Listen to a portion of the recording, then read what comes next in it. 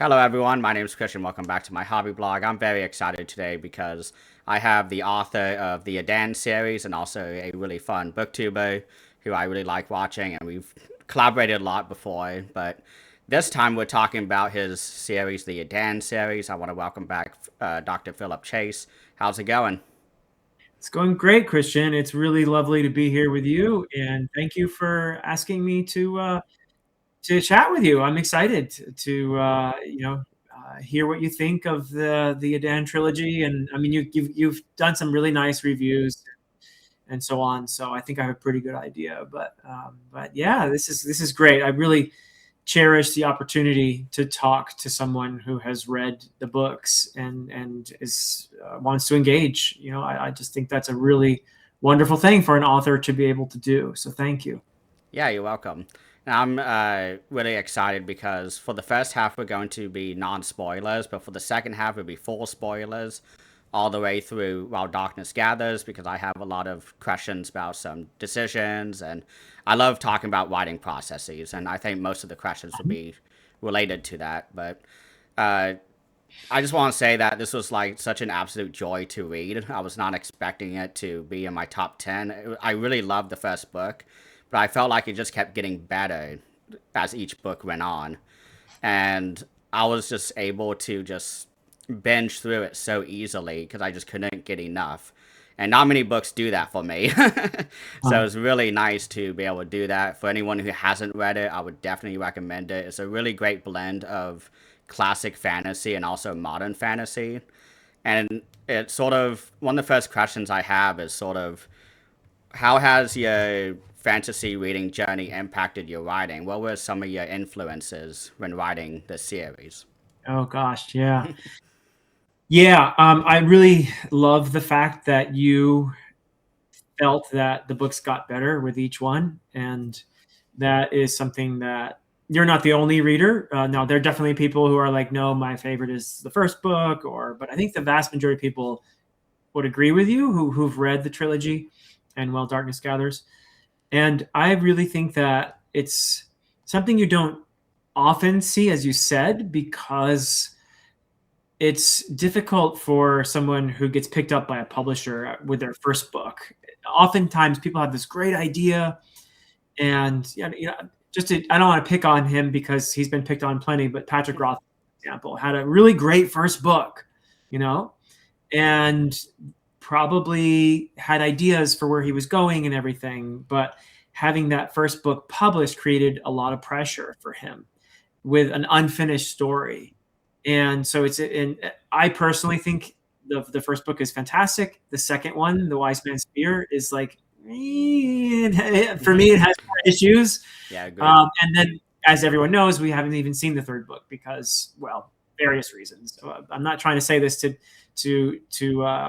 be mean to Patrick Rothfuss or anything, but I do think that having your first book picked up with the rest of your series unfinished can create pressure. And I had the luxury of tweaking and playing with these books for almost 2 decades and ended up self publishing them, which I think worked in my favor in terms of being able to take my time and improve my craft and make the books connect with each other. And so when you finish the third book in the trilogy, it could change some things about the way you see the first book, and that's something that I'm very grateful for, in a sense that I had the ability to work on the craft, to not feel pressure because it was just pretty much me. I mean, I had an agent and eventually also an editor in a developmental editor who gave me feedback and I responded to and that kind of thing. But it was really a low pressure situation, relatively speaking, and that worked out for me, I think, pretty well. And in terms of giving me the time to make each book better, and so I'm glad you feel that way. And in terms of my influences, I mean, Tolkien obviously is the big thing that got me into fantasy when I was 12. And actually, even at that point, after finishing Return of the King and experiencing that beautiful ending and being so emotionally moved by that, I just felt like that's what I want to do with my life. I would love to be able to do what Tolkien just did for me. If I could do that for someone else, I would be so happy. That's how I felt as a kid, reading that. So yeah, that was really the big thing. And then I went on this kind of scenic route to becoming an author because I thought, well, Tolkien was an expert in a bunch of dead languages. He was a medievalist, a scholar, a philologist. So I better study all these dead languages and I needed a day job too. I was told by an author, yeah, it's great, you should write, but get a day job because you probably won't. Odds are, even if you're mildly successful, which is really good, you'll still need some income somehow or other. So yeah, I pursued all that and read and expanded my fantasy reading. Obviously, Le Guin was another big influence on me when I was young. And in terms of the Edan trilogy, the earlier books, probably you can. I feel that George R. R. Martin was an important influence in the direction I went because it's not just classic, Tolkienian style fantasy. I think it gets pretty gritty and pretty violent, and that's something that I probably from the more modern, the more George R. R. Martin side of fantasy, I guess. But Tad Williams probably was a bigger influence than I even realized while reading his. I read Memory, Sorrow, and Thorn before writing, and I didn't remember him having as much influence. But when I recently reread Memory, Sorrow, and Thorn, I realized, oh, I think he was probably deeper in there than I thought. That story was definitely jostling around in my brain. So I would have to say that as well. And yeah, later stuff would include um, the Malazan Book of the Fallen. That wasn't until the third book, though. Pretty much what was books 1 and 2, I wrote before reading Malazan. But where I went with book 3 and While Darkness Gathers, I think there's some. Not that I feel like I write like Steven Erikson, but I feel like there's a sense in which Erickson kind of liberated my imagination and allowed me to go places I wouldn't have gone otherwise because I realized while reading Malazan, oh wow, you can do this in fantasy. Oh, cool. Okay, because that's what he does. I mean, he does his own thing. He breaks rules. He does a lot of subverting. He does a lot of things that are common enough in literary fiction, but not so much in fantasy. And I realized, oh wow, there are so many things. So I did something like introducing an important brand new character in the third book of a trilogy, which, that's an Erickson thing. He's always introducing new characters Oh yeah. in well into the series, and important characters at that. So I realized, oh, I can do that, and that really just kind of liberated me reading Malazan. So I would have to put that as a later influence, but a very important one. And yeah, I'm sure there are some I'm leaving out, but those are the ones that I just leap to my mind right now. So yeah. Yeah, I really like how Steven Erikson influenced you to create this new character in the third book because that ended up being my favorite character, like story arc in that book. So without him, I guess it would be different in another way. But Yeah, it was like yeah. I awesome. mean, yeah, you just never know. I mean, I'm a pretty planned person, and that's how I approach my writing as well. I had it for every book. I had a big, elaborate outline, but I also realize that in the act of creating, in the act of writing, sometimes the story just speaks to you, and you have to follow that when it happens. You need to listen to the story when it's pulling you somewhere you didn't expect, and that character is a good example of that. And I felt liberated enough to follow that when the story was telling me, yeah, you need to go somewhere here, and I'm glad, I'm really glad that it panned out that way. Awesome. So another thing that I noticed a lot. Have you read The Wheel of Time before reading the Edan series? Because I felt a lot of Writing like it? Eye of the World. No. Yeah. So what I did was, again, I wrote books 1 and 2 from 2004 to 2007. I finished the first draft of the books, what's now books 1 and 2. I read The Wheel of Time from I think it was 2007 to 2009. Oh wow. Uh, I know that I finished Wheel of Time when the last book was published. Was like I was ready. I had read the previous book, and I had to wait just a few days Mm, for the release of the final book in Wheel of Time, which Sanderson obviously finished for Robert Jordan. But that was after I wrote the what's now books 1 and 2. And same thing with John Gwynn's books. Actually, much later. I read Gwynn only after starting a YouTube channel in 2020.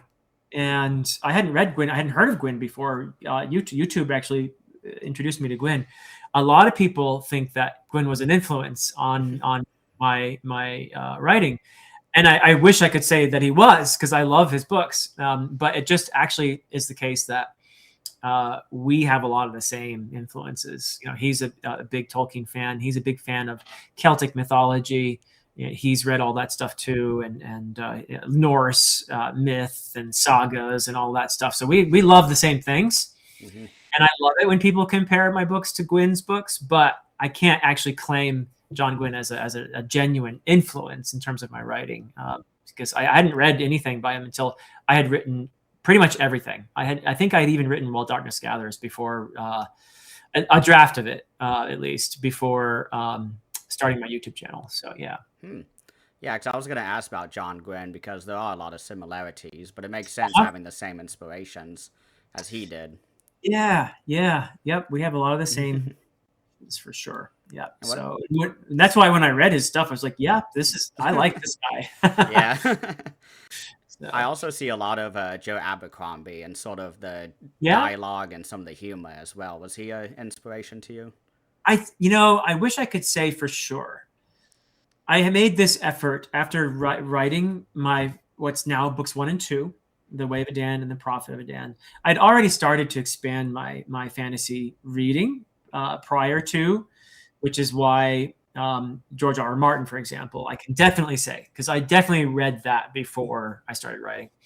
Abercrombie, I can't remember exactly when, but I'm pretty sure I had finished books 1 and 2 already before I read the first Law trilogy.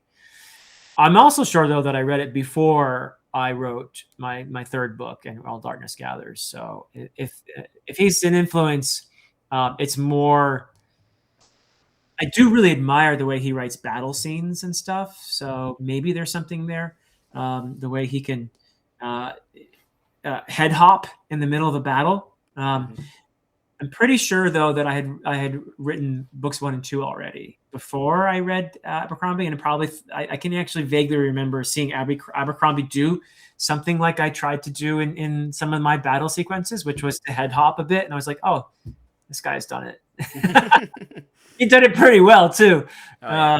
Uh, so I again, yeah, he's more like um, maybe more like Malazan in that sense, but an influence only in the editing of the first 2 books. And I also feel that thematically and in terms of tone, although there's plenty of violence in the Edan trilogy, and I don't get me wrong, I love Abercrombie as a writing. I love everything First Law, but I also feel that his books are ultimately kind of absurdist. There's not a lot of real hope. You see a lot of the characters ending up. I mean, sometimes you see characters like, yeah, I'm going to be a better person, but then just circumstances won't allow it, or life happens, and then they just kind of. It's like this. It's almost absurd. That's part of his humor. That's part of his shtick. Really, I think, is that look at the stupid humans trying to be better, and they do the same dumb things again and again. And I'm going to not be violent anymore, and then that character loses it. Yeah, yeah. So yeah, I feel like there's a certain element of absurdism in Abercrombie, and I don't, or you could say that that's what makes it grimdark in some ways. But in my case, I actually feel like I align more with Malazan or with Robin Hobb or Jenny Wirtz, yeah, writers like that who, even though there's a lot of violence and a lot of suffering in those stories, no doubt about it, there's also an element of hope and connection and meaning, that there is meaning, even if it's just in us making connections with other people and reaching out with compassion. So I feel like I align more with that than with Abercrombie's, let's say, approach to storytelling, which is for me. And thank goodness his humor is there, and he's one of my favorites in terms of humor. Another one that is very similar to Abercrombie in terms of when I read it was Mark Lawrence, another writer who's he's not like he does have his grimdark trilogy, the Broken Empire trilogy, which aligns. It's very grimdark, but his other stuff is actually much more hopeful, I would say, even though there's a lot of brutal stuff in there. But so yeah. Anyway, that's kind of where I feel ultimately that what I'm trying to do anyway in the Edan trilogy is more affirmative. It's not. I'm not saying we're a bunch of idiots and everything is hopeless and there is no meaning. That maybe even we can, even if you don't really believe deep down that you have free will, maybe you can act like you have it, and or maybe in terms of my own trilogy, that as much as humanity has done some awful, awful things, that we have really caused a lot of suffering and despair in the world to other people, to other creatures. We've been very destructive. I still feel that we have the potential for good, that we have the potential for connection and compassion and transcendence. And that's ultimately at the heart of what I'm trying to write here in the Edan trilogy. Awesome. Yeah, I really appreciate that because as much as I really enjoyed the writing of First Lie, it was kind of like very depressing to read. Kind of the characters fail in a lot Yeah. of what they were trying to do, and I really enjoyed reading a lot of the successes that you had your characters go through, and even if they failed, they gave it a really honest try, and it was very Mhm. effective. I felt And there's like. maybe even meaning in the trying too, I Mhm. suppose, which could apply to First Law as well. But yeah. Yeah, I was getting a lot of like Robin Hobb kind of vibes from the later books, especially Uh-huh. because as depressing as it got, there was always like a silver lining to everything going on, and there was still a lot of character growth and Yeah. things that they were going through that is a net Yeah. positive overall. So, Yeah, I'm glad you said that because I love Hobbes books, and I think one of the things, again, Hobbes I can't claim as an influence because it was only later that I really read her stuff, but I was very interested in the similarities between the way she does her magic in the realm of the Elderlings and what I do with my magic. There are differences, of course, but the similarity is in the emphasis on connection, in both the wit and the skill. And what I call the gift in the Edan trilogy, there's an emphasis on connection and empathy and being in the other entity's body, in a sense, understanding their perspective by being them and seeing yourself in them.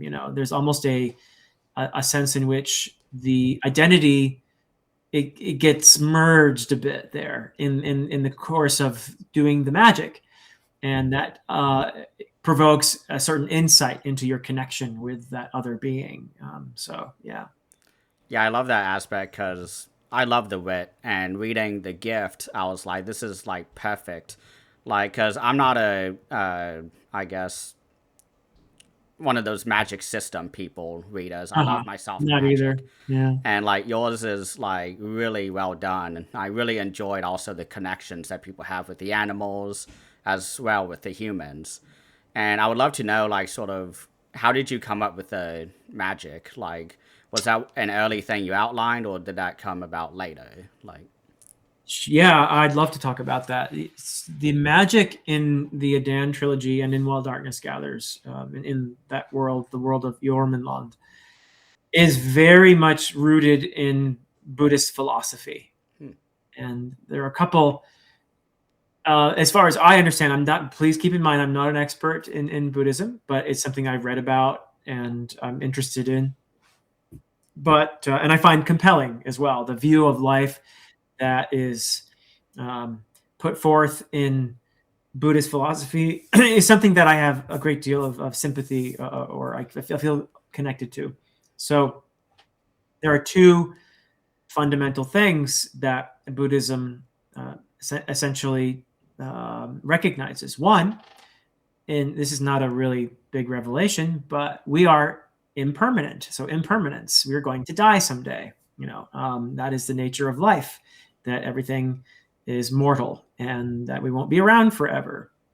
And the second thing is that we are also part of this web of life, that we are connected.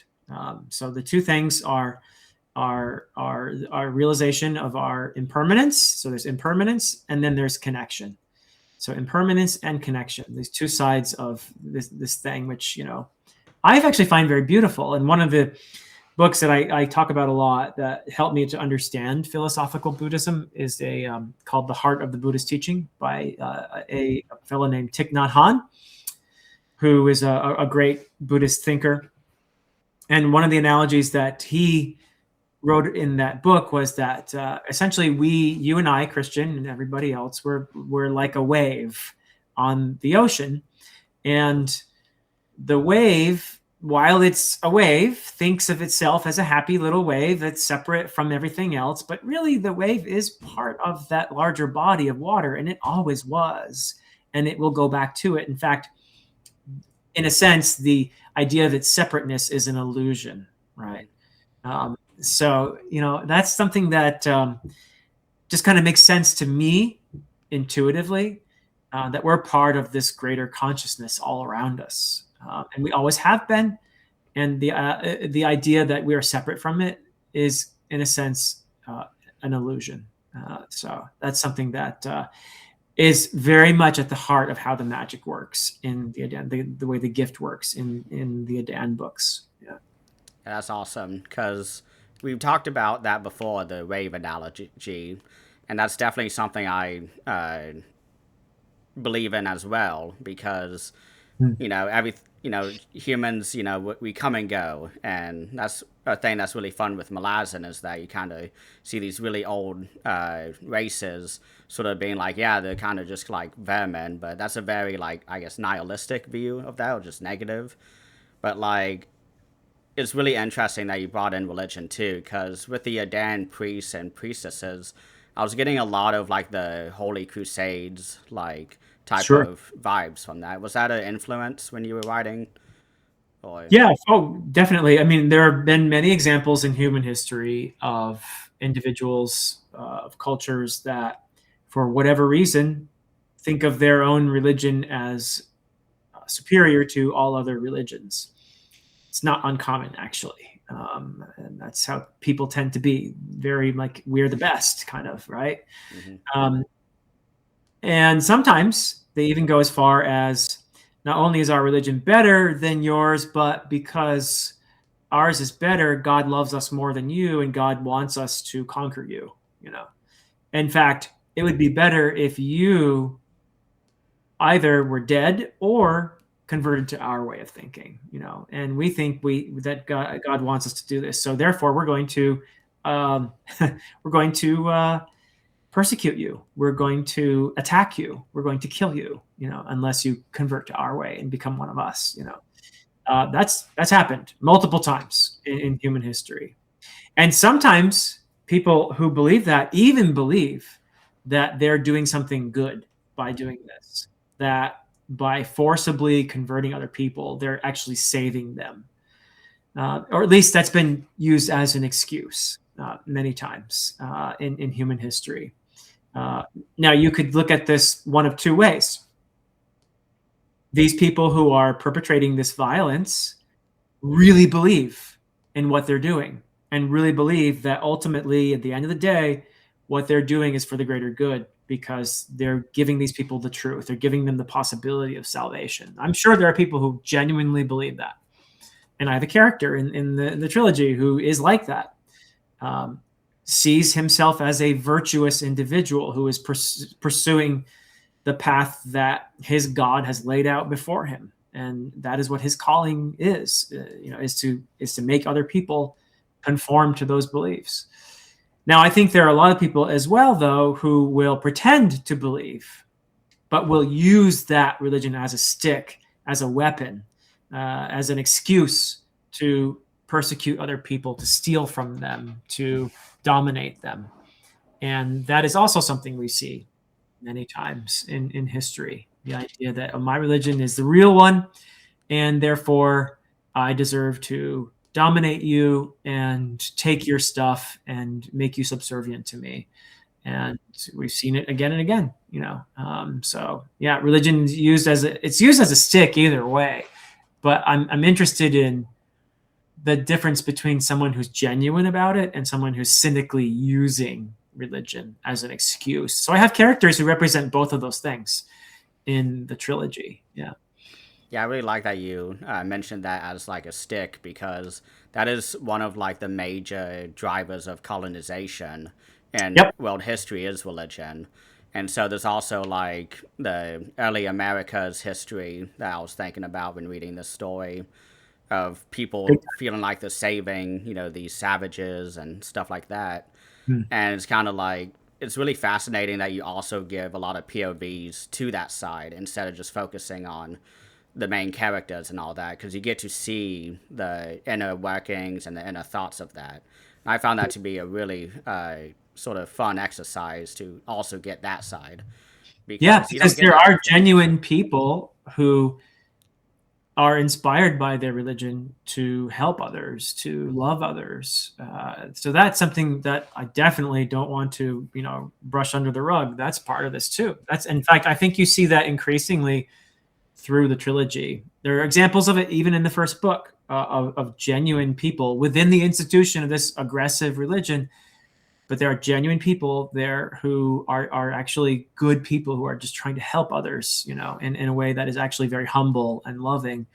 So that's there too. But yeah, ultimately, I think it seems to me that when a religion becomes part of a hierarchy, when it becomes part of a power system, the potential for abuse grows a lot.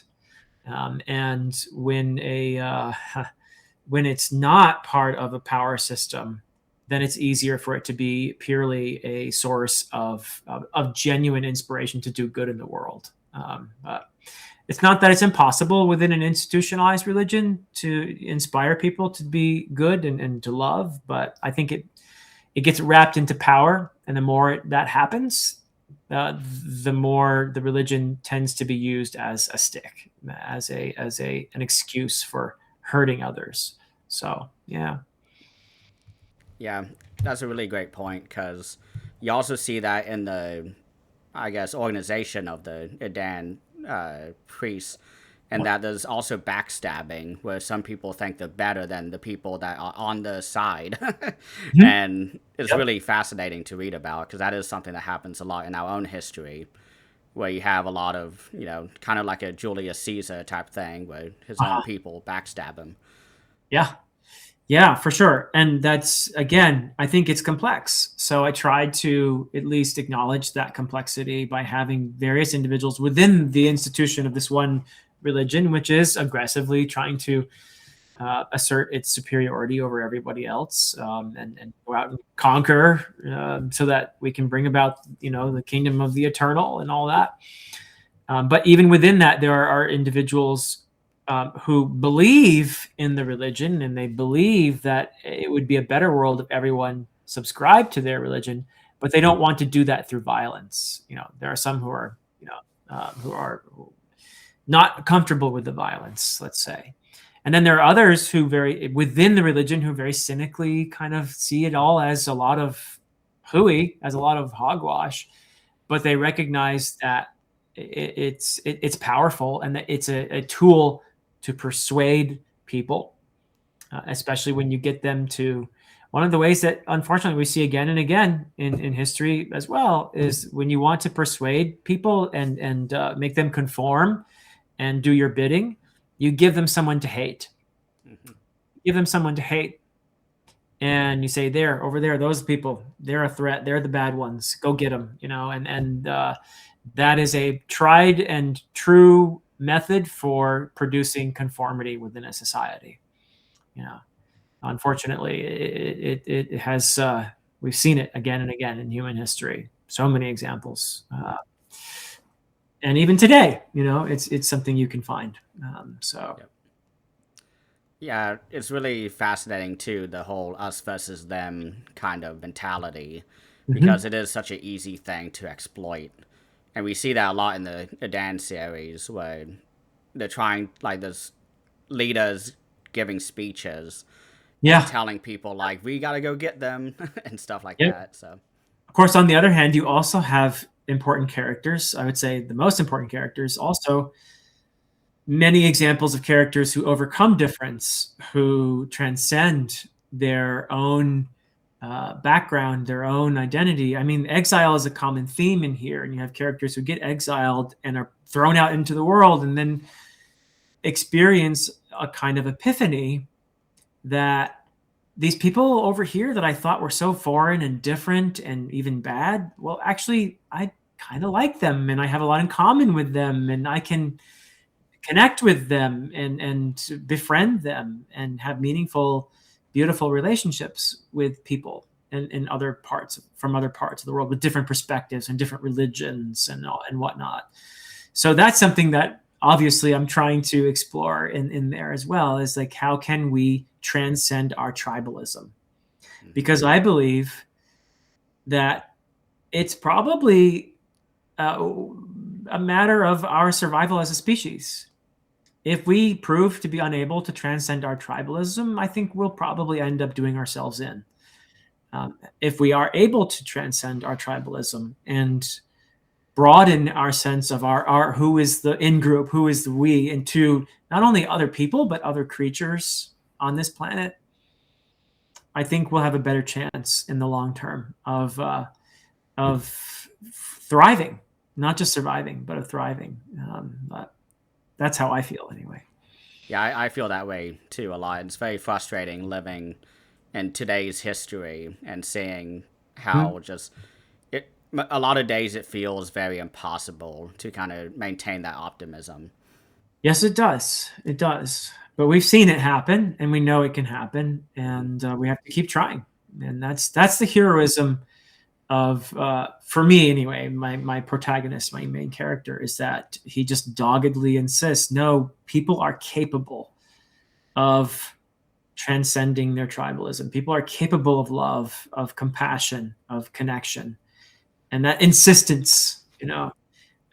Which is counter to a more cynical vision of no, humanity is just destined to be vicious and cruel, and it will never uh, find a way to have peace because people are fundamentally selfish, and greedy, and there's just no getting over that.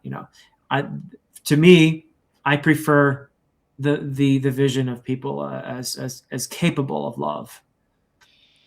Yeah, I really like that. And on that note, let's go to spoilers now. So anyone who hasn't read the books, now's the time to leave. So speaking of Dayraven, one of my favorite like initial events with him is him meeting with the elf Drolo and sort of having his mind taken over, and that stays with him throughout the entire trilogy.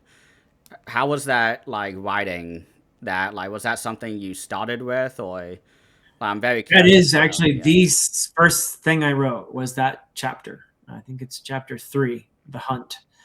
That is the first chapter I wrote. Initially, the Way of Edan started with that chapter. There Hmm. was no introductory stuff at all. I just went right into that chapter where there was a boy who had been killed by these creatures, and the local people, very Anglo-Saxon based culture, Hmm.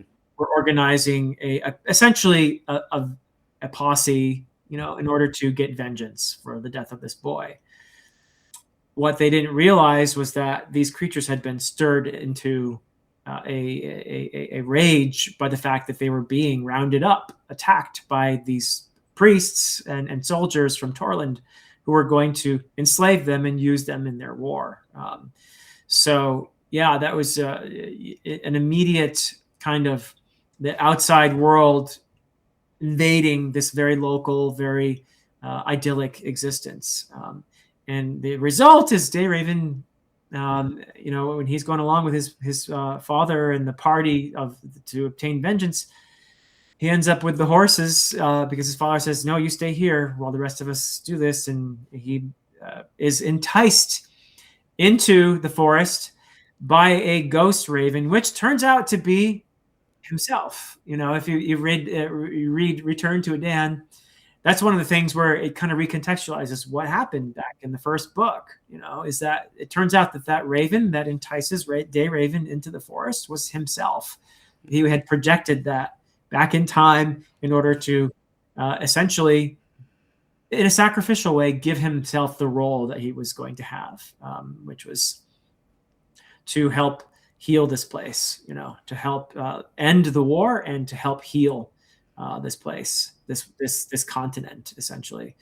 But yeah, that meeting with the elf was the first thing I wrote, and it was Day Raven being torn away from his body and getting that view of himself as being part of everything, that sense of almost like bliss, but also you're just so completely outside. It's essentially what happens when you have a transcendent experience, meditating or praying or what have you. This is what happens when you leave your own body and you're kind of like not just looking at your body, but you're seeing yourself as part of everything.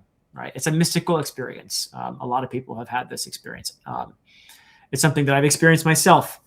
Um, and writing into the story was something, I guess, in a way, what I was trying to do is help myself make sense of that experience, something that happened to me when I was meditating and left my body and felt no longer like just an individual, but essentially part of everything for all of time. It was incredible, really impossible to actually describe an experience like that. But you can read about it, and other people have experienced it as well. People who have, like I said, meditated or prayed and what have you. So Yeah, that's really interesting because it did feel like a very personal scene, like you had gone through it yourself. So it's really fun to hear that you had actually yeah, gone through that. Like, was that recently, or was that like before you wrote it, or that was when I was 16. huh? It happened a couple times when I was a teenager. That's really cool. Yeah. Yeah. I haven't gone through that myself, but I have like I don't know if lucid dreaming comes close to it, but like I've done that a few times where like I Uh huh. deliberately put on like that state of mind to be able to control my dreams. And it's Yeah. always like really, really fascinating that the human body can achieve that. Like Mm-hmm. it's just really fun and interesting. Yeah. And yeah, I mean, I suppose you could be scientific about it and measure what's going on in the brain, what chemical processes are happening, what neurons are firing, and that kind of thing when someone is experiencing something like that. But having had an experience like that convinces me that there is a certain more to life than just what meets the eye, more than just the physical. That there is a spiritual uh, aspect to existence that we don't understand entirely. That there is a certain fundamental energy that underlies everything, and a consciousness, even if you will. That you know, to me, I think that's one of the things that makes me feel like, yeah, everything's going to be okay. That there is a purpose to the universe, and maybe that purpose is to learn compassion, to connect. Um, the universe is learning how to connect with itself through extensions of itself, like us, right? So yeah, but that's not a perspective we can walk around with all the time and function normally, right? So so Day Raven's experience has really jarred his sense of who he is and where he is and what he is in the world. And not only that, but it scared the heebie-jeebies out of his own people, who are like, "Oh, sorry, you're not supposed to be here, and you may be possessed or something. So we gotta get rid of you. You're dangerous now." And that forces a real change in perspective on him. Yeah, that's really fascinating too because in book two he goes through a very personal journey to go get Gosarad, Yeah. And that was one of my favorite parts of book two, was that really tough journey, and he is hanging off the cliff, and he kind of Uh-huh. has that same moment where he leaves his body and has I think That's it's the like a Raven raven, again. yeah, Yeah. and That's it helps again him, him yeah. from the third book sending that little messenger to himself. Yeah. That's really interesting, because I didn't even catch that. I think I would have on reread, but like it's so Uh-huh. cool to get like that confirmation. So thank Yeah. you for that. And Sure. I also really like in book three how he's like this totally new character going Yeah. throughout the land and teaching people to be better, and everyone who interacts with him, they sort of like fall to their knees and are begging for like forgiveness, and they He's vow trying to to do heal. better. Yeah, Like he's trying to heal a very scarred, war-torn world. And he does his best. He's only human at the end of the day, and he does make mistakes, but he tries to use what that power that is in him, even though he can't even remember who he is. But that there is something fundamental to his nature that, and maybe that's why he was able to hold on to himself as long as he did and use that elf shard. You're supposed to die immediately when you meet an elf. hmm, That's what happens to Yoramon, essentially. He can't handle it. But Dayraven is not, he doesn't use the power for himself. He uses it to try to make the world better, and especially ravaged, war torn world. He tries to heal, and help people see the value in forgiveness and connection. And that's where I feel like a religion can do a lot of good. There are a lot of, I deeply admire Jesus. I deeply admire Buddha. I deeply admire anyone who essentially lives a life of love and compassion, and tries to teach others to do that. So, yeah. yeah, I was getting. I think I even said in my review I was getting a lot of Jesus and Buddha vibes Sure. from Yeah. him. So it's Yeah. cool to know that that was deliberate. So Oh, yeah. Yeah. I yeah, mean, there's a tradition of you know, um, prophets and whatnot going out and trying to wake up people and make the world better. So, yeah, I mean, Dayraven, again, though, he's a human and he makes mistakes. Like, for example, I think when he tries to force King Yerkenwald to be empathetic, it kind of doesn't work very well. He pours all those people's memories into this guy who's essentially a narcissist, a very cruel, horrible, vile person, who essentially does not care about anyone else but just himself, and he's done a lot of horrible things. And Dayraven tries to teach this loathsome person, this narcissist, this sociopath, to be kind, to be compassionate. And it does kind of work, but really it doesn't. I mean, at the end of the day, Erkenwald is still trying to aggrandize himself, and ends up being trampled by his own people. But yeah, I don't think you can force someone to be compassionate. You can't force someone to be empathetic. Unfortunately, it's somewhere a person has to want to that, I think. yeah. So. And that's why I find reading to be such a powerful tool as a human being, because you Mm-hmm. get to live so many different lives, and that's where a lot of sort of I feel like empathy and compassion comes from when you're a reader, is experiencing all these different lives that you wouldn't have otherwise. Yep, So that's so true, Christian. I could not agree more, and I think you said it beautifully. Yeah. thank you. So one thing I want to mention too is Emar, and I thought Uh he huh. became so much more of an important character than I thought, especially in While Darkness Gathers, Uh huh. because he is looking for his, I think it's his sister, right, or his aunt. And so, in the Yeah. way of Edan, he had been a slave in of Dayraven's father, and but you know, the word slave is appropriate in that culture. Slavery was slightly different from the manifestation of it in, like, say, 19th century America. Mm-hmm. But slavery has existed in different forms and different degrees throughout history. In this particular case, though, a thrall or slave in that culture isn't always going to be a slave. It's not a product of skin color or ancestry or anything else. It could be you become a slave because you go in debt, or because you are part of a conquered people, um, and that was maybe sold to someone. But you can also buy your way out of it, and it's not a type of slavery that denies your humanity. Hmm. That this it's even to a degree.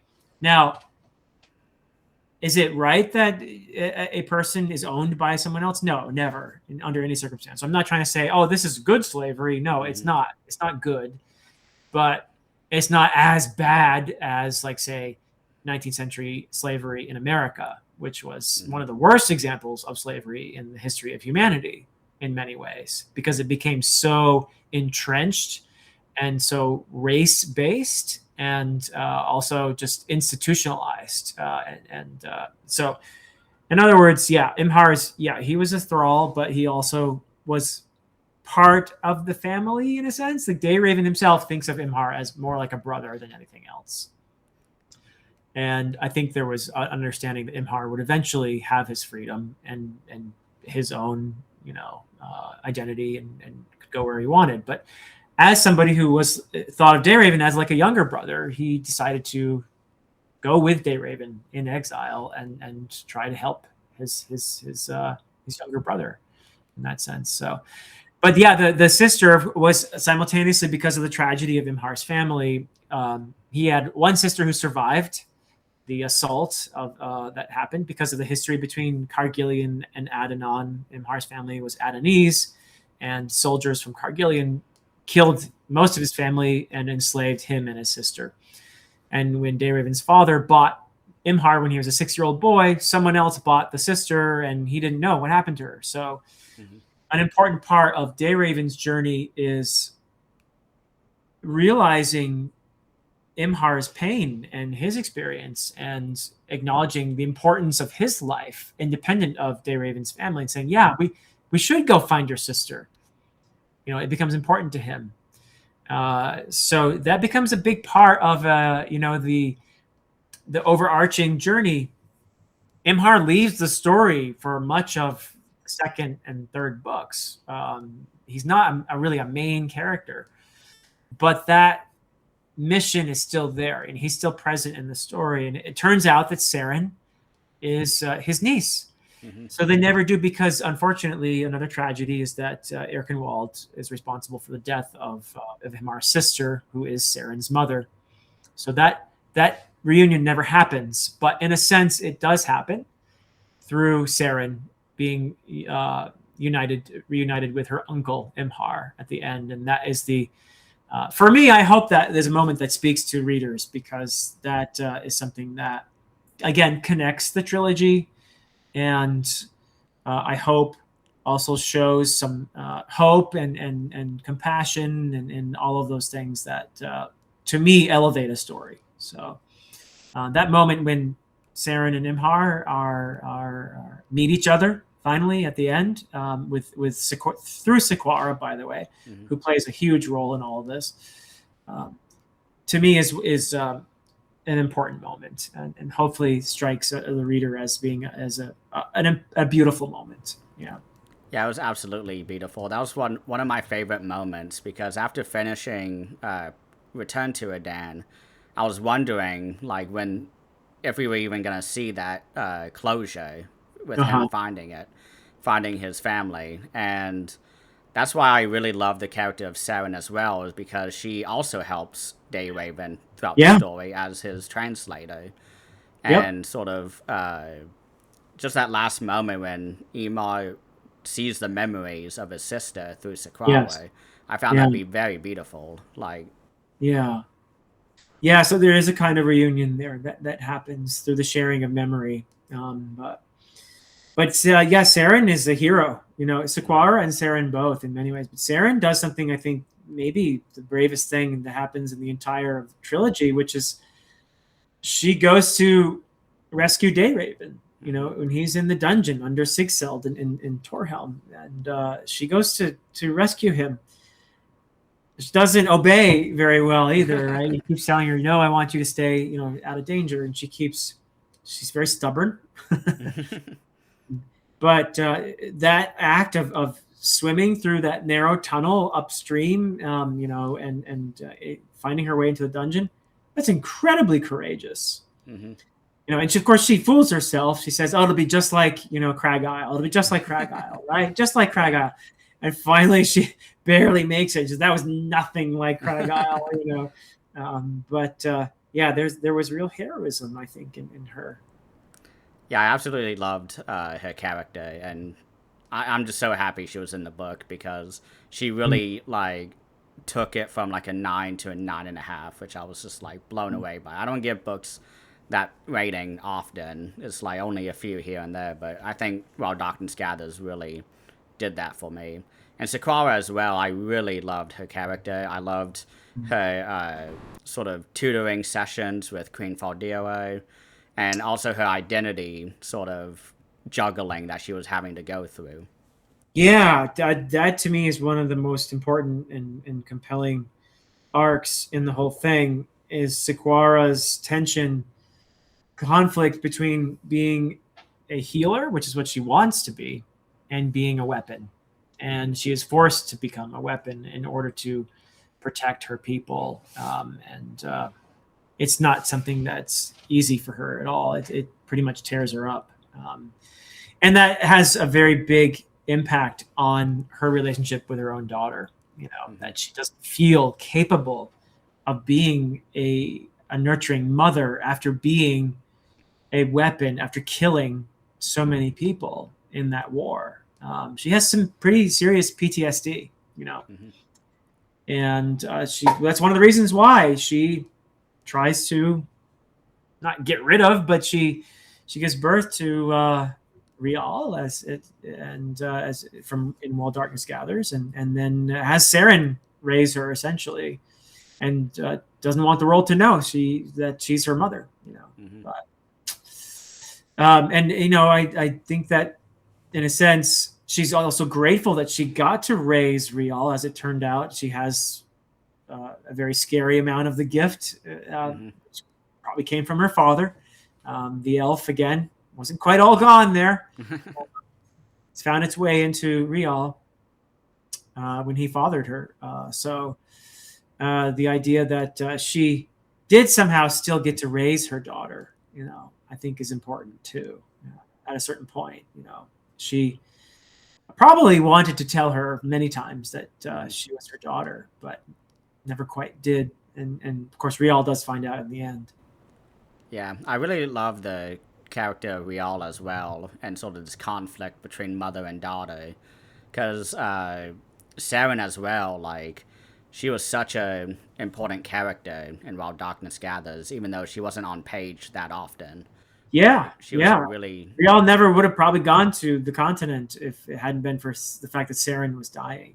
Yeah. Hmm. And I love that moment too when I think it's her mom who tells her, like, Saren is dying, or they get a letter about it. Yeah. And they say, like, oh, it's too late, you can't do anything, don't go. And she immediately goes. And I really love that. Like, I love when characters sort of take their life in their own hands and make a Huh? decision like that. Yep. Yeah. So While Darkness Gathers is in many ways a coming of age story for Hmm. Rial, but also for Kel and for Voland. So you got the three of them there. And there's a lot in there really about the relationship between a parent and a child. There are various parent-child relationships in there. We've already said Sequara and Rial, but you've also got Kel and his father, who turns out to be Orvandil.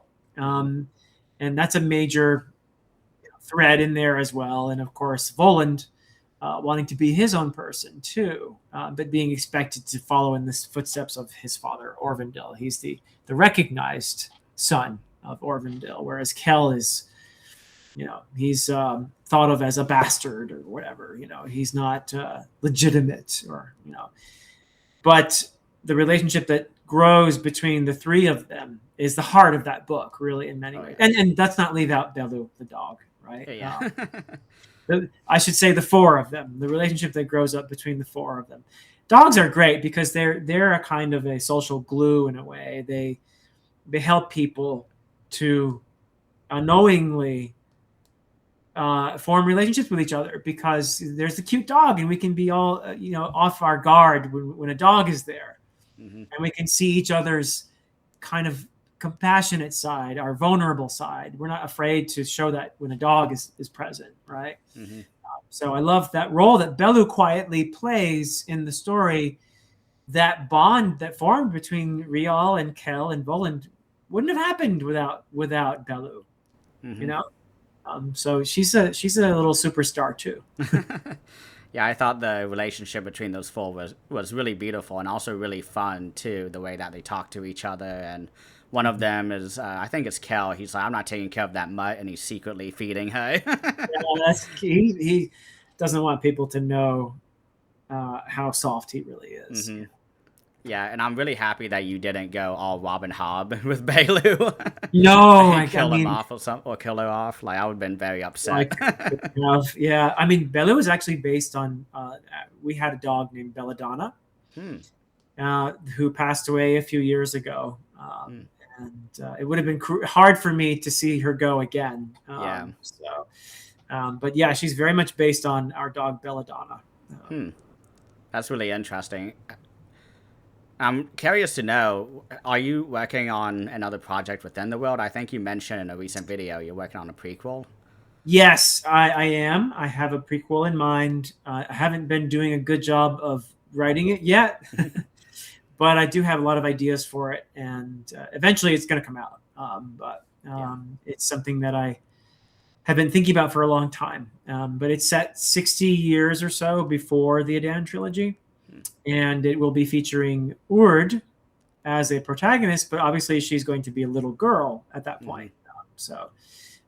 Yeah, I like writing younger female characters. I think because I am a dad and I have Hmm. daughters, and I'm inspired by my daughters in many ways.